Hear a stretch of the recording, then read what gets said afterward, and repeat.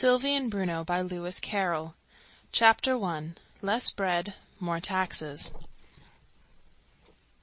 And then all the people cheered again, and one man, who was more excited than the rest, flung his hat high into the air and shouted, as well as I could make out, "Who roar for the Sub-Warden?" Everybody roared, but whether it was for the Sub-Warden or not did not clearly appear. Some were shouting "Bread!" and some "Taxes!" but no one seemed to know what it was they really wanted.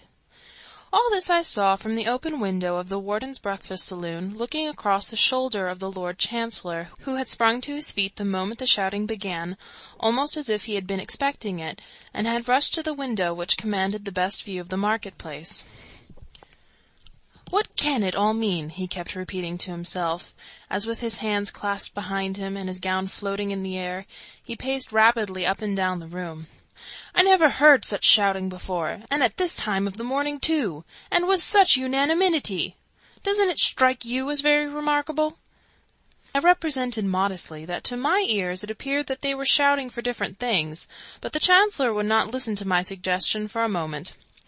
"They all shout the same words, I assure you," he said. Then, leaning well out of the window, he whispered to a man who was standing close underneath. "Keep 'em together, can't you? The warden will be here directly. Give him the signal for the march-up."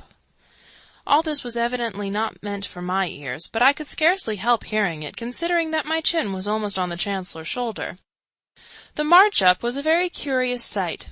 A straggling procession of men, marching two and two, began from the other side of the market-place, and advanced in an irregular zigzag fashion towards the palace, wildly tacking from side to side like a sailing vessel making way against an unfavourable wind, so that the head of the procession was often further from us at the end of one track than it had been at the end of the previous one. Yet it was evident that all was being done under orders, for I noticed that all eyes were fixed on the man who stood just under the window, and to whom the Chancellor was continually whispering. This man held his hat in one hand and a little green flag in the other. Whenever he waved the flag, the procession advanced a little nearer.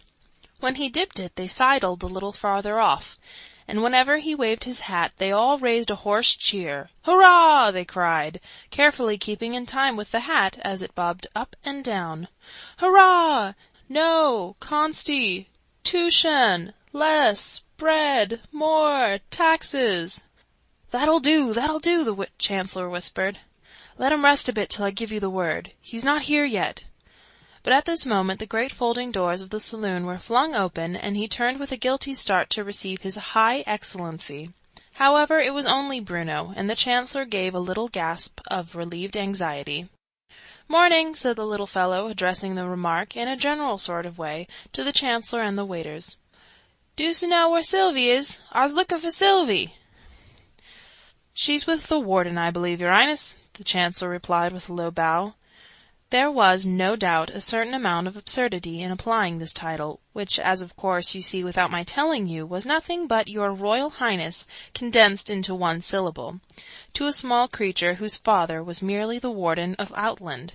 Still, large excuse must be made for a man who had passed several years at the court of Fairyland, and had there acquired the most impossible art of pronouncing 5 syllables as one.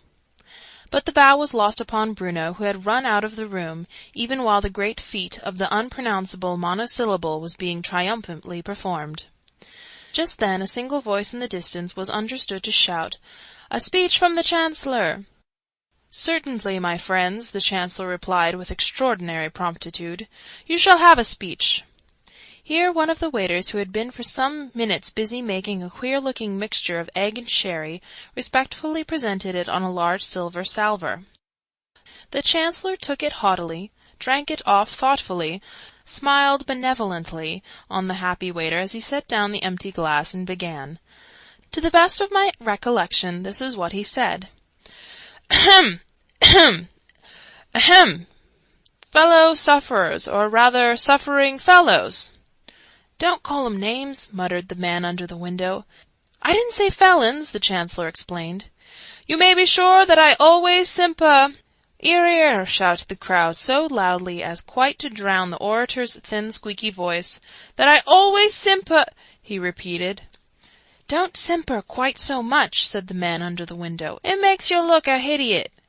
And all this time, "Ear, ear," went rumbling round the market-place like a peal of thunder. "That I always sympathize," yelled the Chancellor, the first moment there was silence. "But your true friend is the Sub-Warden. Day and night he is brooding on your wrongs, I should say your rights. That is to say, your wrongs. No, I mean your rights." "Don't talk no more," growled the man under the window. "You're making a mess of it."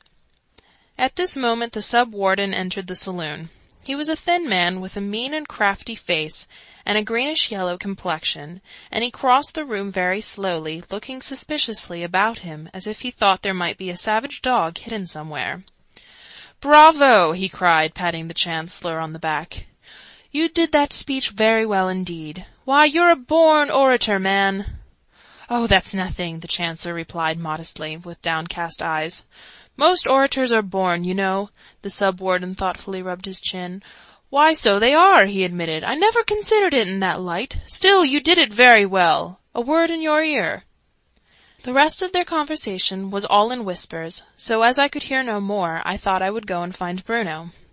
I found the little fellow standing in the passage and being addressed by one of the men in livery, who stood before him, nearly bent double from extreme respectfulness, with his hands hanging in front of him like the fins of a fish. "His High Excellency," this respectful man was saying, "is in his study, your Highness." He didn't pronounce this quite so well as the Chancellor. Thither Bruno trotted, and I thought it well to follow him. The warden, a tall, dignified man with a grave but very pleasant face, was seated before a writing-table, which was covered with papers, and holding on his knee one of the sweetest and loveliest little maidens it has ever been my lot to see. She looked 4 or 5 years older than Bruno, but she had the same rosy cheeks and sparkling eyes, and the same wealth of curly brown hair. Her eager, smiling face was turned upwards towards her father's, and it was a pretty sight to see the mutual love with which the two faces, one in the spring of life, the other in its late autumn, were gazing on each other.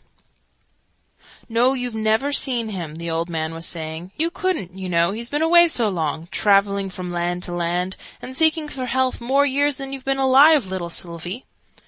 Here Bruno climbed upon his other knee, and a good deal of kissing on a rather complicated system was the result. "He only came back last night," said the warden when the kissing was over.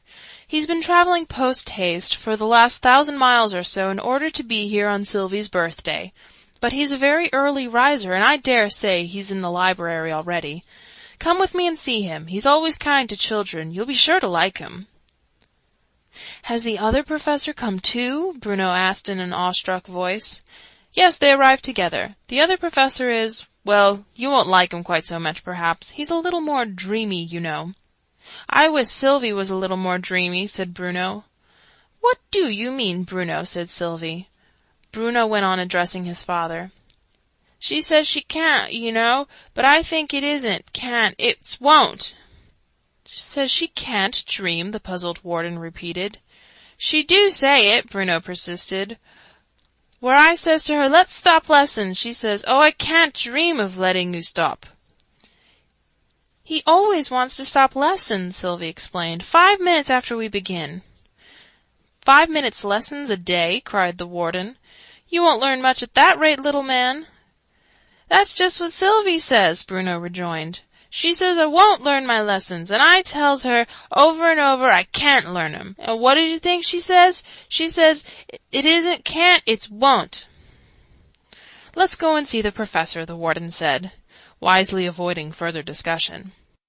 The children got down off his knees, each secured a hand, and the happy trio set off for the library, followed by me. I had come to the conclusion by this time that none of the party, except for a few moments the Lord Chancellor, was in the least able to see me. "What's the matter with him?" Sylvie asked, walking with a little extra sedatedness, by way of example to Bruno, at the other side, who never ceased jumping up and down. What was the matter, but I hope he's all right now, was lumbago and rheumatism and that kind of thing. He's been curing himself, you know. He's a very learned doctor. Why, he's actually invented 3 new diseases besides a new way of breaking your collarbone." "Is it a nice way?" said Bruno. "Well, not very," the warden said as we entered the library. "And there is the professor. Good morning, Professor. Hope you're quite rested after your journey." A jolly-looking fat little man in a flowery dressing-gown, with a large book under each arm, came trotting in at the other end of the room, and was going straight across without taking any notice of the children. "I'm looking for volume 3, he said. "Do you happen to have seen it?" "You don't see my children, Professor!" the warden exclaimed, taking him by the shoulders and turning him round to face them.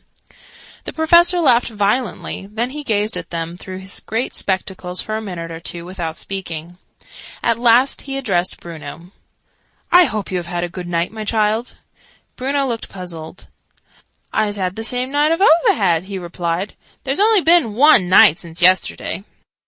It was the professor's turn to look puzzled now. He took off his spectacles and rubbed them with his handkerchief. Then he gazed at them again. Then he turned to the warden. "Are they bound?" he inquired. "No, we aren't," said Bruno, who thought himself quite able to answer this question. The professor shook his head sadly. "Not even half-bound?" "Why would we be half-bound?" said Bruno. "We're not prisoners." But the professor had forgotten all about them by this time, and was speaking to the warden again. "You'll be glad to hear," he was saying, "that the barometer's beginning to move." "Well, which way?" said the warden, adding to the children, "Not that I care, you know, only he thinks it affects the weather. He's a wonderfully clever man, you know. Sometimes he says things that only the other professor can understand. Sometimes he says things that nobody can understand." "Which way is it, Professor, up or down?" "Neither," said the professor, gently clapping his hands. "It's going sideways, if I may so express myself." "And what kind of weather does that produce?" said the warden. "Listen, children, now you'll hear something worth knowing." "Horizontal weather," said the professor, and made straight for the door, very nearly trampling on Bruno, who had only just time to get out of his way. "Isn't he learned?" the warden said, looking after him with admiring eyes. "Positively he runs over with learning." "But he needn't run over me," said Bruno. The professor was back in a moment. He had changed his dressing-gown for a frock-coat, and had put on a pair of very strange-looking boots, the tops of which were open umbrellas. "I thought you'd like to see them," he said. "These are the boots for horizontal weather." "But what's the use of wearing umbrellas round one's knees?"